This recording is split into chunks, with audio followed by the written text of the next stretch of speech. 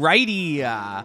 First off, I just want to say a huge thank you to everyone that has been watching the channel and watching the AlpenFury construction updates. The channel has grown almost double in size since the start of AlpenFury, which is actually insane. It has a higher growth rate under AlpenFury than it did Yukon Striker, so I just want to say a huge thank you.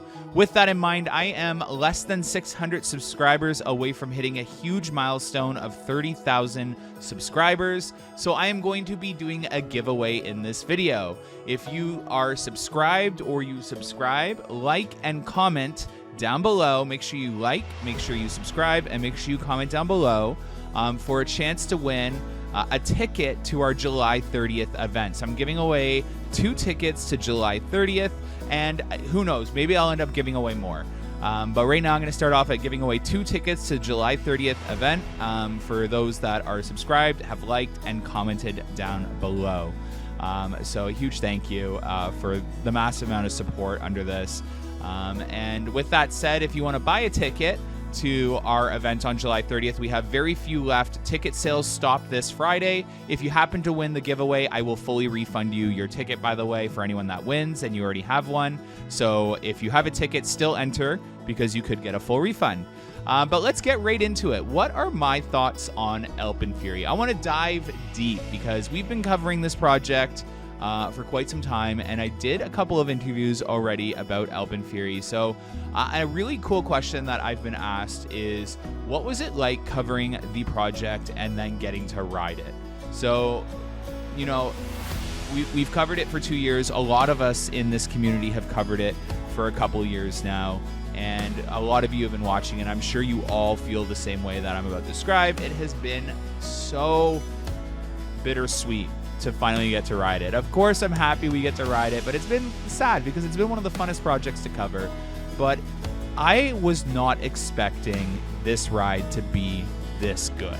I knew this ride was going to be good. One, because Premier told us that its pacing was going to maintain itself through the entire layout at IAPA, and boy, did they keep their promise. Because this ride doesn't just keep the pacing that we saw in the animation, it is actually a whole 2 seconds faster than the animation.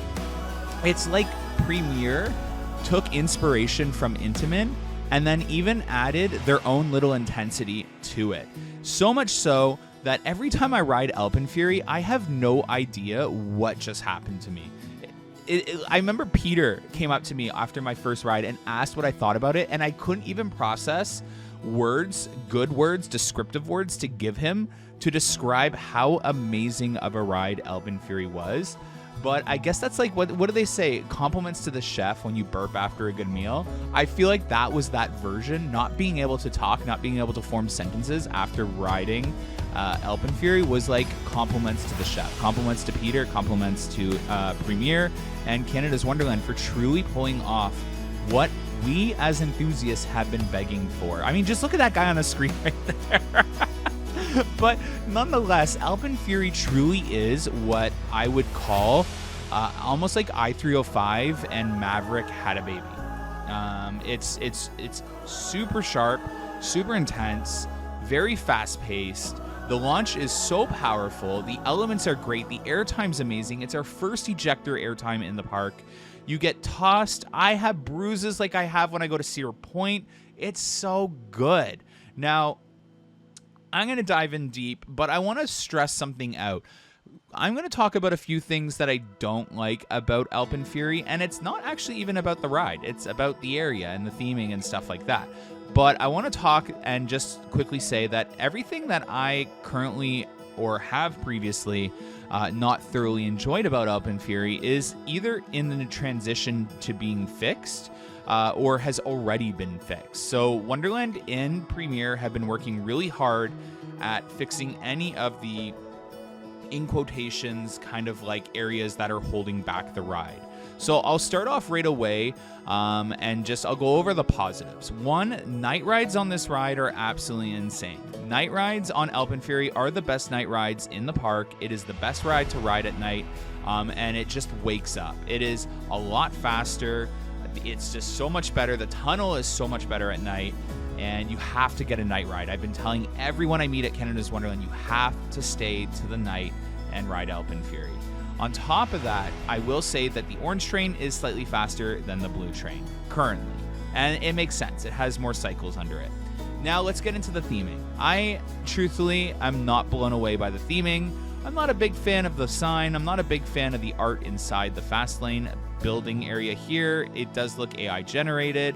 The fan not working was a little bit of a letdown, but like I said, Canada's Wonderland is in the process of working out shade for the queue line. There is a shade building coming for AlpenFury. It has been confirmed by the park.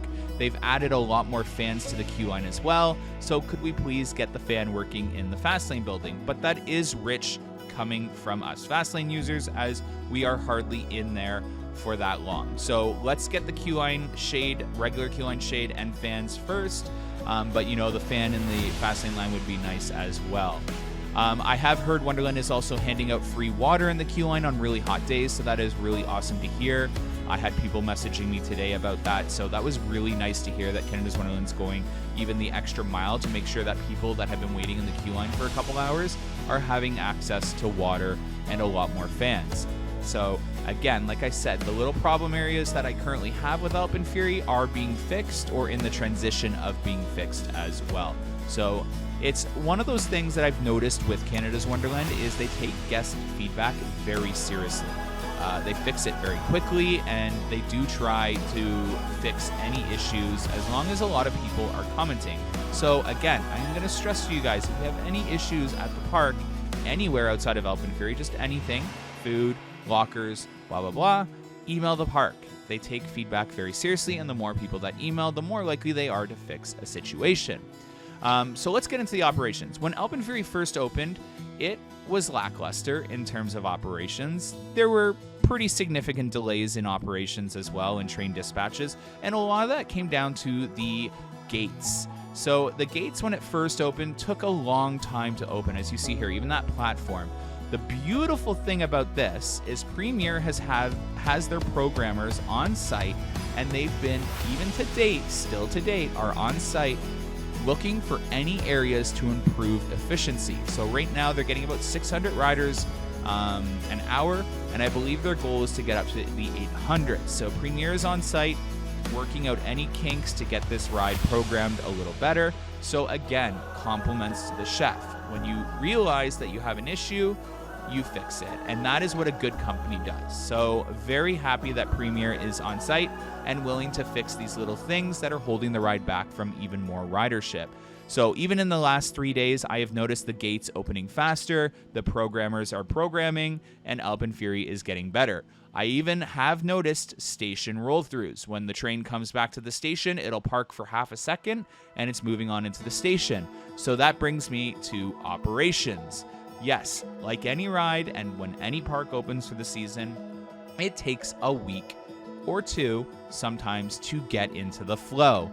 This team has taken less than that. So that is great news. Like I said, the first couple of days, it was a little rough, but I have a feeling that, I don't have a feeling, that's just normal. Like I said, when the park opens for the season, every ride is struggling.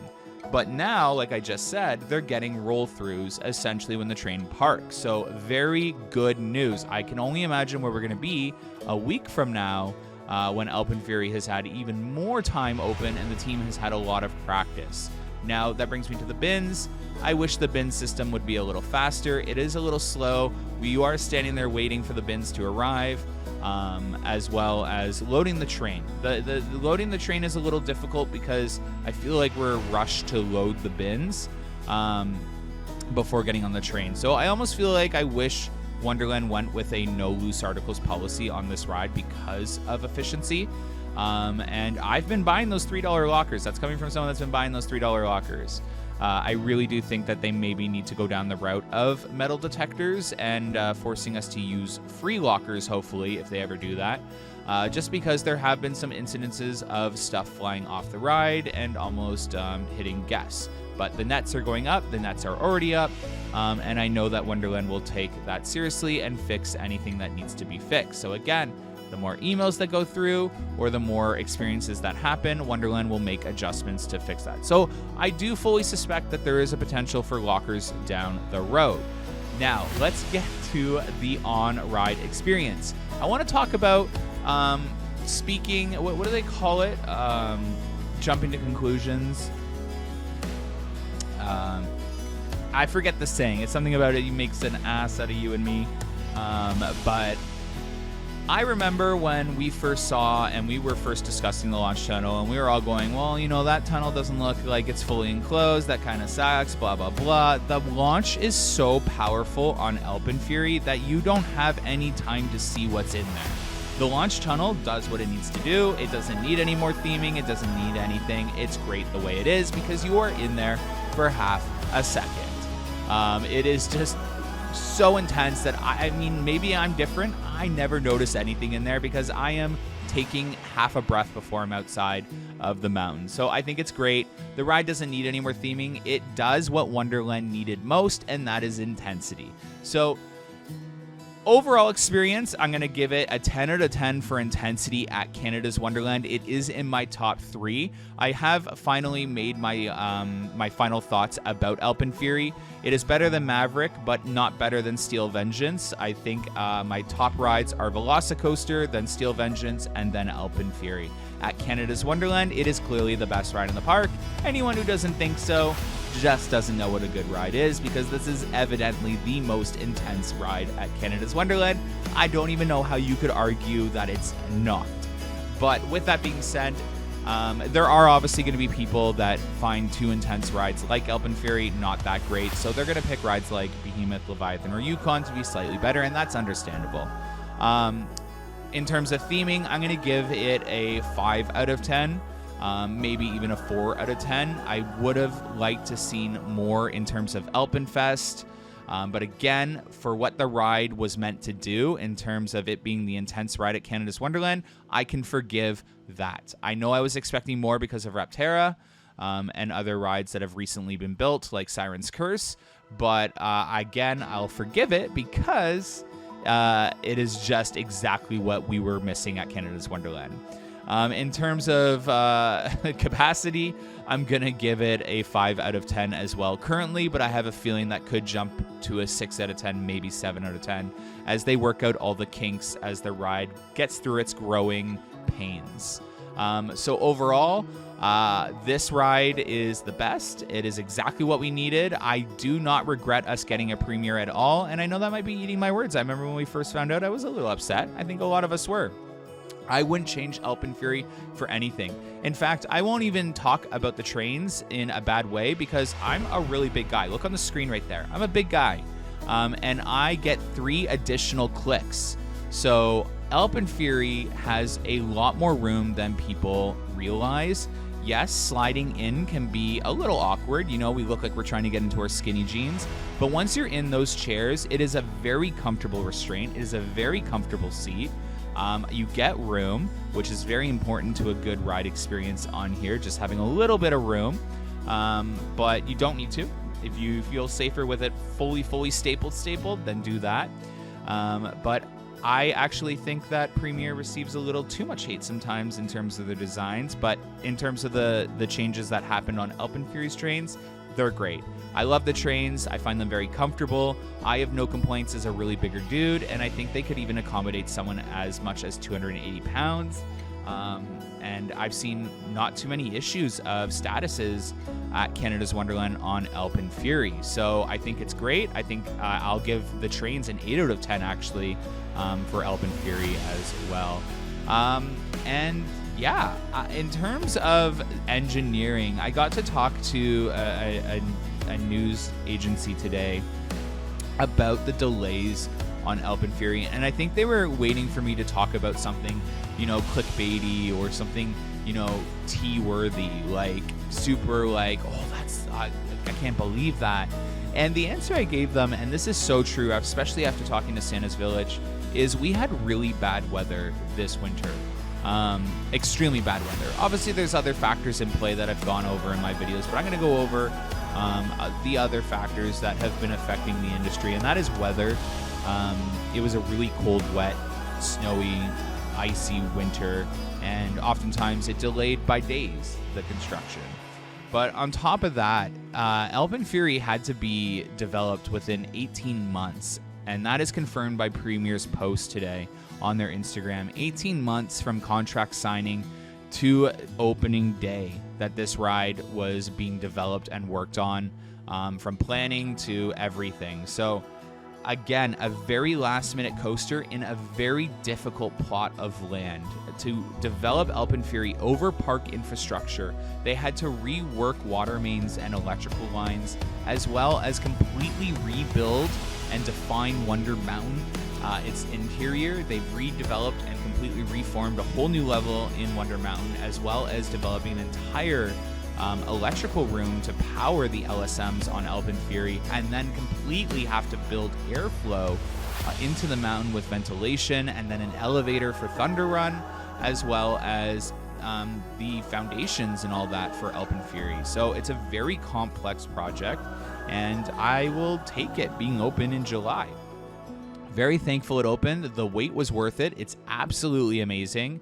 And I can't wait to see what Wonderland's brewing for 2027. So again, like, comment, and subscribe to enter our giveaway, and stay tuned for 2026 and 2027 at Canada's Wonderland. Thank you so much again to all of you who have stuck through all of my videos and watched AlpenFury from the beginning to the end, and to all of you new subscribers.